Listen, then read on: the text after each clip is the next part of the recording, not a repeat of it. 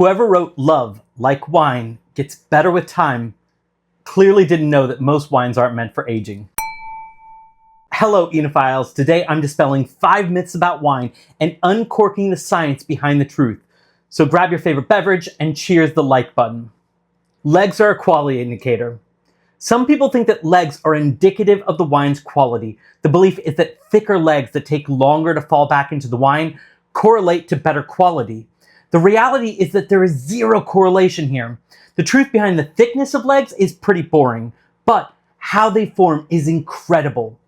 The thickness of the legs is determined by the fluid's viscosity, with alcohol and sugar being the largest contributing factors. That means an alcohol bomb such as Zinfandel from a warm climate will have thick legs, while a Pinot Grigio from a cool climate will have thin legs. Let's take a look at how they form. When you swirl a glass of wine, a thin amount temporarily coats the glass due to surface tension, though it isn't strong enough to overcome gravity for very long. Because alcohol evaporates faster than the rest of the liquid, the surface tension of the remaining liquid pulls local sections of liquids together, forming drops that eventually start to fall down the glass. Now comes the cool part. As long as conditions are right, legs will continue to develop independently. The current legs have lower viscosity due to the lower alcohol content from evaporation. This means that the wine in the glass has a higher viscosity than the legs. This differential essentially pushes wine up the legs, introducing more alcohol to evaporate, in turn forming new legs that will fall and continue the cycle. Red wine should be served at room temperature. Most people drink red wines too warm and white wines too cold. When wine is too cold, it can come off as harsh or thin and aromas can be muted, while wine that is too warm can express too much alcohol, covering up other characteristics. And if tannins are present, they can show off their unpleasant and aggressive side. Owning a dual temperature wine fridge is a step in the right direction, but even that's not a perfect solution, as there aren't just two temperatures, one for reds and one for whites. From coolest to warmest, here are the best temperatures for wine according to the Wine and Spirit Education Trust. Sweet wine should be served from 43 to 45 degrees Fahrenheit, and sparkling wines are best from 43 to 50 degrees. Light to medium-bodied white wines are best from 45 to 50, while medium to full-bodied white should be served from 50 to 55 degrees.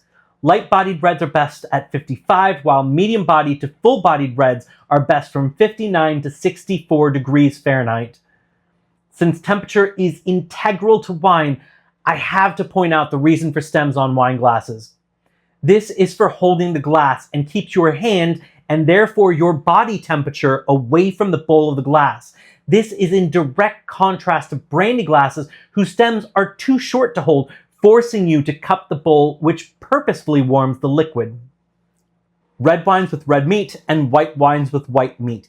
This is an outdated school of thought from a time when rules were created to simplify wine pairing while maximizing enjoyment.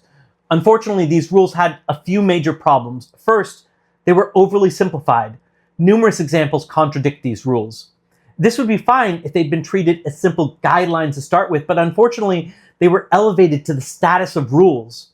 The second big issue is the fact that they were serious enough that, for many, it was a faux pas to break them. Lastly, they ignored the most important thing: personal preference. These rules were treated as if you couldn't truly enjoy wine unless you followed them. But what if you dislike red wines but love steak? Nowadays, when learning food and wine pairing, there are plenty of guidelines to help out. But the most important thing to start with is the food a person likes with the wine a person likes. From there, you can use the guidelines to find the best wine from within the wines you like. Single variety wines are better than blends. Anybody standing on that hill should take a look at many countries' wine labeling laws before they choose to die on it. For example, in the EU, a wine labeled by grape variety only has to be made of 85% of that grape and doesn't need to indicate if other grapes are used or what those grapes are. In the United States, it only has to be 75%. That is why you may find wines that say something like 100% cab somewhere on the label. That argument may not be a smoking gun and may simply make you feel tricked. So let's go a little further into blends.